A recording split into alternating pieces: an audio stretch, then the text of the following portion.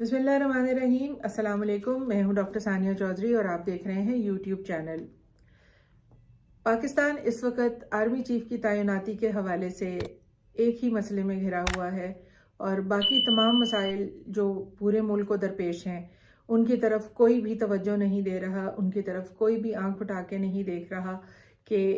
22 करोड़ अवाम जो हैं उनको क्या क्या परेशानियां इस वक्त जो हैं वो लाहक हैं और उनका क्या जो हल है वो निकालना है। आर्मी चीफ की तैनाती जो है वो अपने आखिरी मराहिल में अब पहुंच चुकी है। अच्छी खबर यह है कि 29 नवंबर तक ये तैनाती जैसे कैसे करके होती है उसको वहां तक पहुंचा देना है और उसके आगे जो है एक डेडलाइन है और उसके आगे फिर कोई और चीज़ सामने में नहीं है। और देखने में ये आ रहा है कि जैसे जैसे हम इस आखिरी मरहले में दाखिल हो रहे हैं, मुल्क के अंदर सियासी सरगर्मियाँ और मुल्क के अंदर जो अफवाहों का बाज़ार है और जो ख़बरों का बाज़ार है वो उसी तरह शिद्दत और कशीदगी इख्तियार करता चला जा रहा है। इस वक्त जो खबरें गर्दिश कर रही हैं अब से चंद घंटों बाद इसके बरक्स खबरें जो हैं वो सामने आ रही होंगी। खबरों की जो एक क्रेडिबिलिटी या ऑथेंटिसिटी या उनका फैक्ट बेस्ड होना वो भी जो है उसको तयन करना बहुत मुश्किल हो चुका है। और जैसे जैसे वक्त गुजर रहा है ये शिद्दत बढ़ती चली जा रही है। मीडिया जो है उसमें मुख्तलिफ खबरें जो हैं वो गर्दिश कर रही हैं और मुख्तलिफ हवालों से कर रही हैं, आपस में तालमेल भी नहीं खाती और फिर भी जो है वो मंजर आम पर आती चली जा रही हैं। इसमें आर्मी चीफ की जो तैनाती है उसके ऊपर अभी भी पॉलिटिकल डेडलॉक जो है वो बदस्तूर चला आ रहा है। इस लम्हे तक भी जब ये वीडियो रिकॉर्ड हो रही है इसके ऊपर कोई समरी मूव नहीं हुई, ये एक हकीकत है। और इसके ऊपर किसी आर्मी चीफ की अनाउंसमेंट अभी तक नहीं हुई, ये दूसरी हकीकत है। और इसके ऊपर मुख्तलिफ पॉलिटिकल जो प्लेयर्स हैं और जो नॉन पॉलिटिकल प्लेयर्स हैं उनका किसी एक नाम के ऊपर एक कोई अग्रीमेंट हुआ हो ऐसा भी नहीं है। तो ये चंद हकाइक हैं जो अभी तक की हकीकत बनकर हम लोगों के सामने है। इसके अलावा अगर कोई खबर इस वक्त तक आ रही है तो वो बेमायने समझी जाए, क्योंकि जब तक अनाउंसमेंट नहीं हो जाती कि आर्मी चीफ जो हैं वो कौन लग रहे हैं और जब तक समरी नहीं आती तब तक इस बात का तयन करना जो है वो बहुत मुश्किल है। और उसके बाद भी जब तक पीएम का नोटिफिकेशन नहीं हो जाता कि उन्होंने किस कैंडिडेट को अब पाकिस्तान का अगला आर्मी चीफ जो है वो सिलेक्ट किया है, तब तक तमाम खबरें जो आ रही हैं वो बस खबरें हैं और उनकी हकीकत जो है वो समरी के बगैर और वो पीएम की नोटिफिकेशन के बगैर वो हकीकत समझी नहीं जा सकती।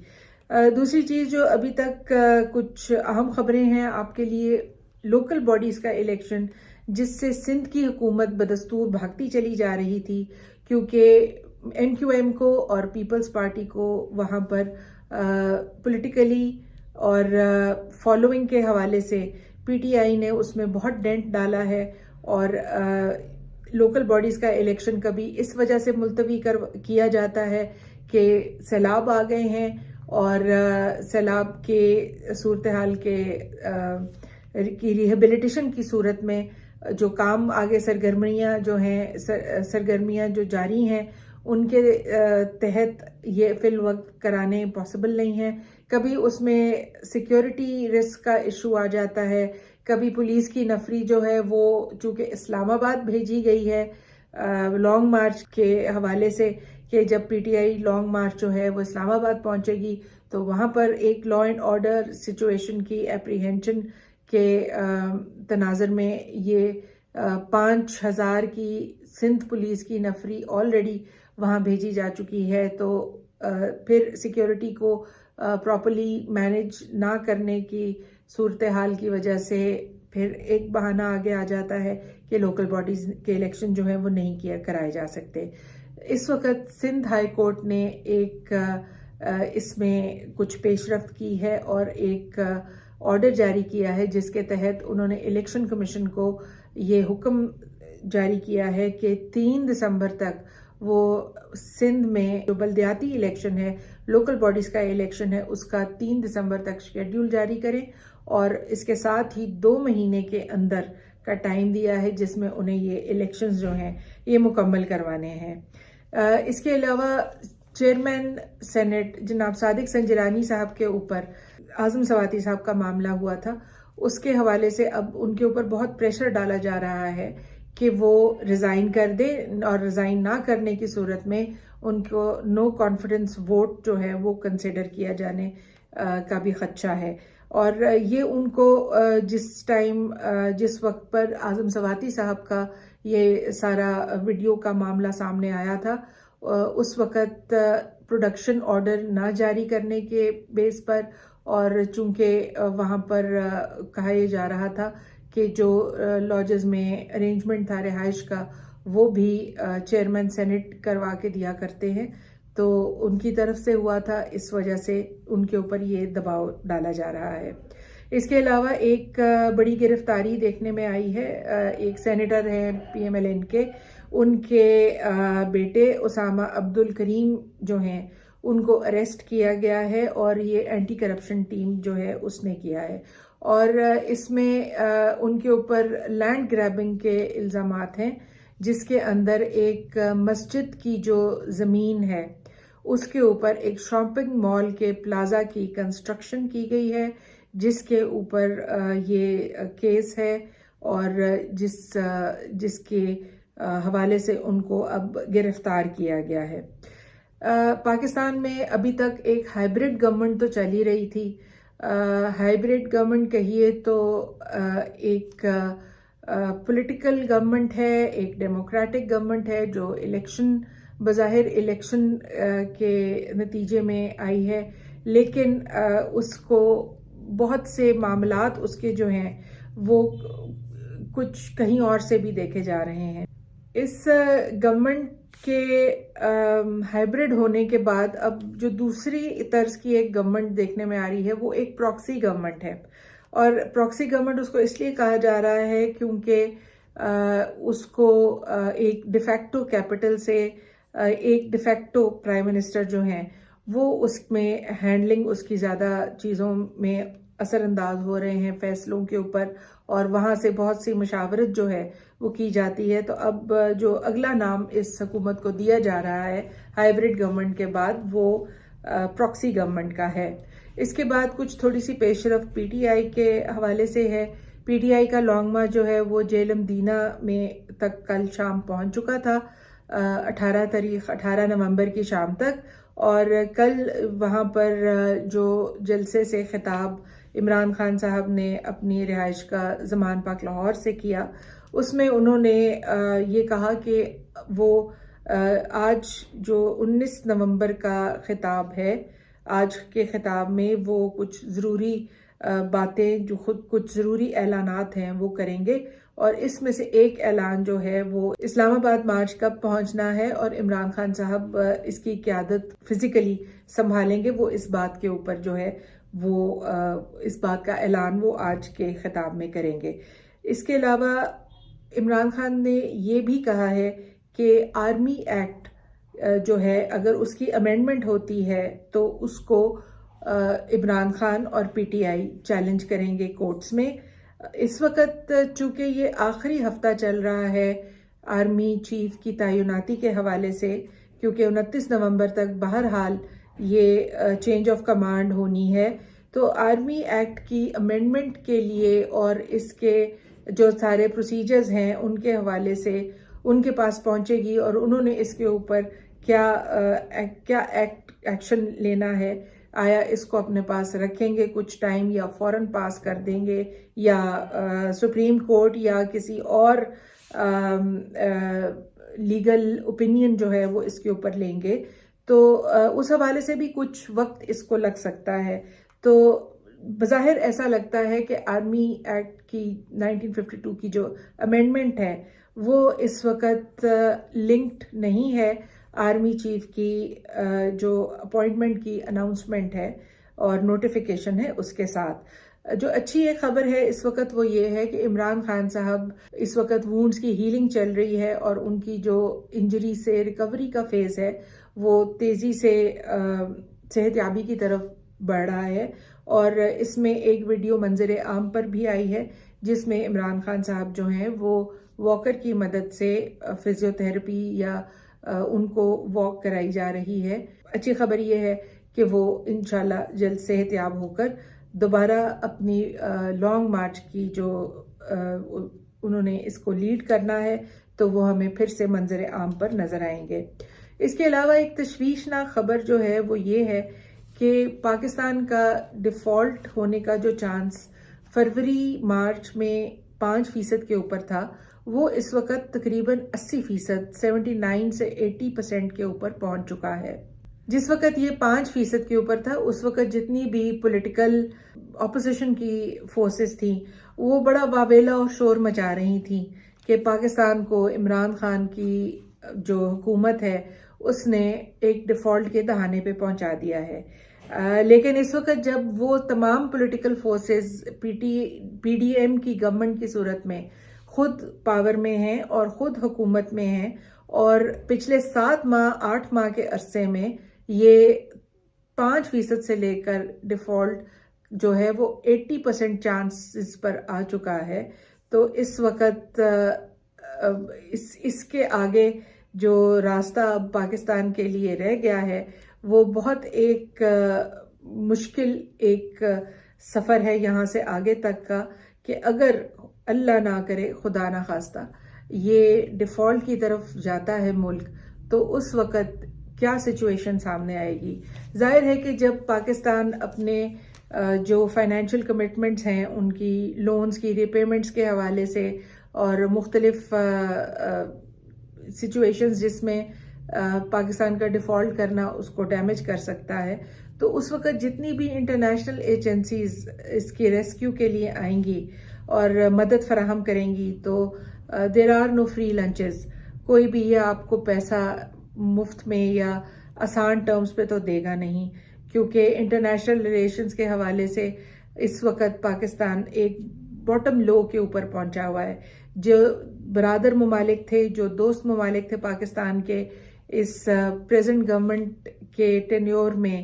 اور اس یہ جو پولیٹیکل ایک انسٹیبلٹی چل رہی ہے یہاں پہ، اس میں ہر چیز جو ہے وہ سٹیک پر لگی ہوئی ہے، خواہ وہ چائنا کے ساتھ پاکستان کے ریلیشنز ہوں، ٹرکی کے ساتھ ہوں، سعودی عربیہ یا یو اے ای کے ساتھ ہوں، کیونکہ کہیں سے بھی کوئی پرومسنگ ایک کوئی جیسچر دیکھنے میں نہیں آیا کہ اس کرنٹ جو پریزنٹ گورنمنٹ ہے اس کو کوئی سپورٹ دی گئی ہو کسی طریقے سے پاکستان کی اکانومی ریوائیو کرنے میں، یا پاکستان کی جو فائنینشیل پوزیشن ہے اس کے لیے کوئی لونز کی اویلیبلٹی ہو، کوئی فائنینشیل اسسٹنس کی کسی طرح سے اویلیبلٹی آئی ہو۔ تو یہ ایک سچویشن پاکستان دیکھ رہا ہے۔ تو جس ٹائم پر اگر یہ ہم ڈیفالٹ کی طرف جاتے ہیں تو جو بھی انٹرنیشنل ادارے اس وقت پاکستان کو ریسکیو کرنے کے حوالے سے سامنے آئیں گے تو ان کی شرائط جو ہیں ان کے اوپر ایک تبصرہ سینئر جرنلسٹ عمران ریاض خان نے کیا ہے، جس میں انہوں نے کچھ چیزوں کی نشاندہی کی ہے، اور ان کو یہاں پر مینشن کرنا جو ہے، ناظرین تک پہنچانا جو ہے وہ بہت معنی رکھتا ہے، تاکہ سب کو یہ پتا ہو کہ ہم کہاں کس سمت میں جا رہے ہیں اور ہمیں کہاں تک لے کر آیا جا چکا ہے۔ سب سے پہلے تو جب ظاہر ہے کہ یہ ویسٹرن پاورز پاکستان کو ریسکیو کرنے کے لیے سب سے پہلے سامنے آئیں گی، یا جب بھی سامنے آئیں گی تو ایک سب سے جو پرائم ایک ٹرمز اینڈ کنڈیشنز میں سے ایک کنڈیشن ہوگی وہ انڈیا کے ساتھ پاکستان کے ریلیشنز کو بہتر کرنا ہوگی، کیونکہ پاکستان کے ریلیشنز کو بہتر کرنے میں ہی یہ ان کے پرپسز جو ہیں، ان کے جو ویسٹڈ انٹرسٹس ہیں اس ریجن میں، ان کی بقا ہے، کیونکہ پاکستان اور انڈیا اور رشیا اور چائنا اس ریجن کے 4 نیوکلیئر پاورز ہیں، اور 2 کی کشیدگی جو ہے انڈیا اور پاکستان کی وہ اس پورے خطے کے اندر ایک اگر ایک نیوکلیئر کوئی انسیڈنٹس ٹریگر کر دیتی ہے تو اس کے اثرات جو ہیں وہ ساری دنیا کے اوپر پڑیں گے، اور ظاہر ہے کہ کوئی بھی اور نیوکلیئر پاور یا ڈیولپڈ کنٹری جو ہے وہ جو اب جن کے لوگ آرام سے زندگی اپنی گزار رہے ہیں، انہیں کیا ضرورت پڑی ہے کہ ہمارے نیوکلیئر کسی بھی تصادم کا آؤٹ فال جو ہے اس کا خمیازہ وہ لوگ بھگتے ہیں۔ تو ایک تو پاک انڈیا ریلیشنز جو ہیں ان کو ایک ورکنگ ریلیشن شپ کی طرف لے کے جانا ہوگا، جس کے اندر کشمیر جو کہ ایک بون آف کنٹینشن ہے اس وقت، وہ اس کے اوپر پاکستان سے یہ ایکسپیکٹ کیا جائے گا کہ وہ اپنے جو تعلقات ہیں، اپنا سٹانس جو ہے اس سے پیچھے ہٹے، کیونکہ انڈیا نے تو پیچھے ہٹنا نہیں ہے، اور انڈیا تو آلریڈی کشمیر کو اپنی یونین سٹیٹ جو ہے وہ ایک ڈکلیئر کر چکا ہوا ہے۔ اس کے علاوہ یہ بھی کہتا ہے کہ وہ گلگت بلتستان بھی ٹیک اوور کرے گا، اور جو آزاد کشمیر ہے اس کو ایک بفر زون بنا دیا جائے۔ بہرحال ایک تو یہ اسپیکٹ ہے۔ دوسرا، پاکستان کو کوشش یہ کی جائے گی کہ اس کو یو ایس کیمپ میں واپس دوبارہ جو ہے وہاں دھکیل دیا جائے، کیونکہ جو نیو ورلڈ آرڈر کی ایک باز گشت چل رہی تھی کہ ایک بڑا اسٹرانگ نیو ورلڈ آرڈر جس کے اندر رشیا، چائنا، پاکستان، ٹرکی اور ایران، یہ ممالک اس کی اسٹرانگ کنٹریز تھیں، اسٹرانگ کمپوننٹس تھے۔ یو ایس کیمپ کی طرف پاکستان کا چلا جانا ہوگا، وہ نیو ورلڈ آرڈر کو جو ہے اس کو بھی امپیکٹ کرے گا۔ سی پیک جو ہے وہ اس جیو اسٹریٹجک ایریا کا ایک بہت بڑا پروجیکٹ ہے، جس کے ساتھ پاکستان کی اکانومی اور پاکستان کا فیوچر وہ سب لنکڈ ہیں، اور سی پیک کے ساتھ بی آر آئی کا بیلٹ اینڈ روڈ انیشیٹو کی جو اس کی انٹیگریشن ہے، اور اس کی وجہ سے 3 کانٹیننٹس کا جڑ جانا اور اس کے چائنا کی اکانومی پر مثبت اثرات، یہ ساری چیزیں جو ہیں یہ امریکن انٹرسٹس کے خلاف جاتی ہیں۔ اس لیے کوشش کی جائے کہ سی پیک کو منیمائز کر صرف ایک سی پیک روڈ تک ہی محدود کر دیا جائے، اور اس میں جتنی پاکستان کے لیے اسپیشل اکنامک زونز کی ڈیولپمنٹ ہے، انڈسٹری کی اس سے لنک ڈیولپمنٹ ہے، اور مزید اس طرح کے پروجیکٹس ہیں، وہ سارے جو ہیں ان کو بیک برنر پر ڈال دیا جائے۔ چوتھے یہ کہ پاکستان جو ہے اس کو یوٹیلائز کیا جائے کہ وہ ریجن کے اندر جو انٹرسٹ یو ایس کے انٹرسٹ ہیں ان کو سرو کرے، ان کو سپورٹ کرے، اور اس کے اندر پھر ایک پوائنٹ پر آ کر بیسز کا دینا بھی جو ہے وہ فراہم کرنا، وہ بھی ایک سامنے آنے والی بات ہے کہ جس معاملے سے سارا ایبسولوٹلی ناٹ کا ایک جھگڑا چھڑا، اور واپس ہم اسی گول دائرے میں گھوم کر اس پوائنٹ پر لائے جا چکے ہیں کہ جہاں پر یہ بیسز جو ہیں وہ فراہم کرنی پڑ سکتی ہیں، کیونکہ ظاہر ہے جب جو کنٹری ڈیفالٹ کے پوائنٹ پر پہنچ چکی ہو، بیگرز کانٹ بی چوزرز۔ پانچواں یہ کہ اسرائیل کی جو ایگزسٹنس ہے اس کو جو ایک ریزسٹنس پاکستان کی طرف سے آ رہی ہے، پاکستان اب ان چند ممالک میں رہ گیا ہے جو ابھی بھی اسرائیل کی ایگزسٹنس کو یا اسرائیل کو ایکسیپٹ نہیں کر رہے، حالانکہ اس کے اوپر بہت سے دیگر مسلم ممالک کا سٹانس جو ہے وہ نرم پڑ گیا ہے، اور پچھلے چند سالوں میں دیکھا گیا ہے مسلم ممالک اور اسرائیل کے درمیان نہ صرف ایکسیپٹنس دیکھنے میں آئی ہے، بلکہ بائی لیٹرل ٹریڈ ریلیشنز اور بائی لیٹرل سفارتی تعلقات جو ہیں وہ بھی قائم ہوئے ہیں۔ اس میں بحرین، سعودی عربیہ، یو اے ای، ان سب کی اگزامپل ہمارے سامنے ہے۔ اس کے علاوہ جو اگلا ایک سب سے ضروری ایک پاکستان کا ایک ڈیٹرنٹ ہے، پاکستان کی نیوکلیئر اور اٹامک جو پروگرامز ہیں ان کو رول ڈاؤن کرنے کی جو ڈیمانڈ ہے وہ اس کے بعد ہے۔ اگین پاکستان واحد مسلم ملک ہے جو اس وقت جس کے پاس ایک اٹامک پروگرام ہے، جو کہ ایک نیوکلیئر اسٹیٹ ہے، اور اگر اس کو رول ڈاؤن کیا جاتا ہے تو پھر ہمارے سامنے یوکرین کی ایک مثال ہے کہ جہاں یوکرین اور رشیا کے جو کشیدگی کے تناظر میں جب یہ کشیدگی کم پڑی تو یوکرین کا نیوکلیئر جو ہے اس کو پروگرام اس کو رول ڈاؤن کیا گیا، اور اس کے بعد جب یہ سچویشن ہو گئی اور نیوکلیئر پروگرام ختم ہوا یوکرین کا، تو اس کے بعد رشیا نے یوکرین پہ اٹیک کر دیا. تو یہ چیز بھی اب ہم لوگوں کو اپنے سامنے رکھنی چاہیے اور ان چیزوں پر سوچ بچار کرنا چاہیے. جو ساتویں اور ایک بہت اہم چیز ہے وہ نصاب کی فراہمی ہے. نصاب جو کریکولم سکولز کالجز میں پڑھایا جاتا ہے، خصوصی طور پہ سکولز میں بچوں کو جس ایج پر ان کے ذہن جو ہیں ان کی نشو و نما ہو رہی ہوتی ہے، ان کے مختلف فارمولیشن ہو رہی ہوتی ہے ان کے تھاٹس کی، اور اس میں خصوصی طور سے ویسٹرن کنٹریز میں یہ باقاعدہ ایک خاص طرز پہ یہ دیا جاتا ہے، جیسے جوائنٹ فیملی سٹرکچر ہم لوگوں کا، یا اس سائڈ پر پاکستان میں ہمارے پھر کلچرل کچھ چیزیں ہیں جو ہمارے نصاب میں ہوتی ہیں، اور ان چیزوں کو آہستہ آہستہ ختم کیا جاتا ہے، ان کو آہستہ آہستہ ہٹایا جاتا ہے. اور جیسے اب فیملی سٹرکچر ویسٹ میں تو ختم ہو گیا ہے بالکل، اور بچے جب اسکول میں اسٹیٹ کے حوالے سے ان کی نشو و نما ہوتی ہے تو ان کو بالکل اس حوالے سے کچھ خصوصی طرز پہ ان کی اب کہہ لیجیے برین واشنگ کی جاتی ہے کہ وہ ایک خاص ویسٹرن سائڈ پر ان کا رجحان بڑھ جاتا ہے، اور وہ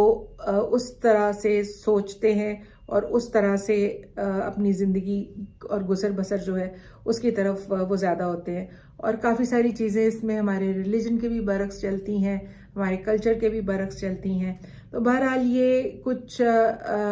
خاص چیزیں ہیں جن کا عمران ریاض خان نے اپنی ویڈیو جو ویلاگ تھا اس کے اندر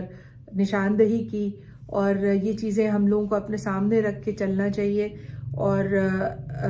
اس میں عمران خان کے اگینسٹ جو ایک انٹرنیشنل ریزسٹنس اس لابی کی آتی ہے، جس میں امریکہ ہے، جس میں انڈیا ہے، اور جس میں کچھ یورپین ممالک بھی ہیں. تو یہ اس ریزسٹنس کی وجہ ہی یہ ہے کہ اگر ایک عمران خان واحد ایک ایسی پاور ہیں جو پاکستان کو ریوائیو کر سکتے ہیں، جو پاکستان کے انٹرسٹ میں کام کر سکتے ہیں، اور جو پاکستان کو لے کے آگے چل سکتے ہیں. آج تک کے لیے اتنا ہی. اللہ تعالیٰ پاکستان کو سلامت رکھے اور ہم سب کا حامی و ناصر ہو. اللہ حافظ.